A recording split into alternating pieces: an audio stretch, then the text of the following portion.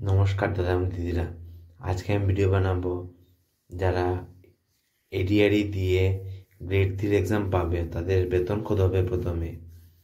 যেমন এডিআরই অনেক কটা পোস্ট আছে, যেমন যাদের গ্রেড সবচেয়ে ভালো দিকে র্যাঙ্ক হলে গ্রেড পে থাকবে 8,700, তারপর থাকবে 7,600, তারপর হচ্ছে ডিস্ট্রিক্ট লেভেলে থাকলে হবে যেমন ডিসি অফিস অন্যান্য অফিসে হলে 6,200।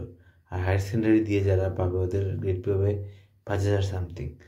আমি যেমন দেখাচ্ছি, যেমন 8,700 গ্রেড পে হলে যাদের এডিএর প্রথম দিকে যারা র্যাঙ্ক হবে যাদের গ্রেড পে সেটা তাদের কত স্যালারি হবে সেটা দেখাচ্ছি, তাদের সবার স্যালারি দেখাচ্ছি।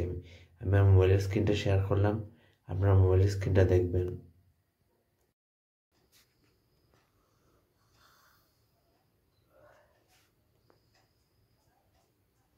নমস্কার দাদা এবং দিদিরা।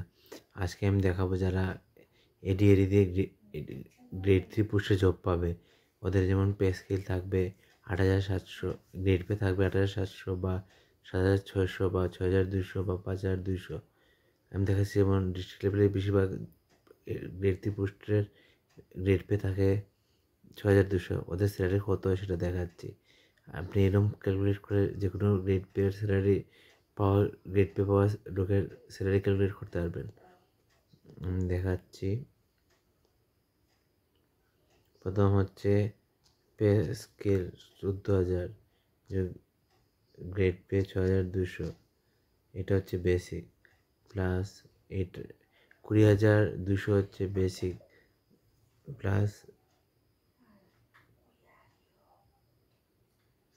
ডিয়ারনেস অ্যালায়েন্স 53%, এটা হচ্ছে 30,906 টাকা, প্লাস এইচআরএ হচ্ছে 10% অফ পে স্কেল মানে 20,200,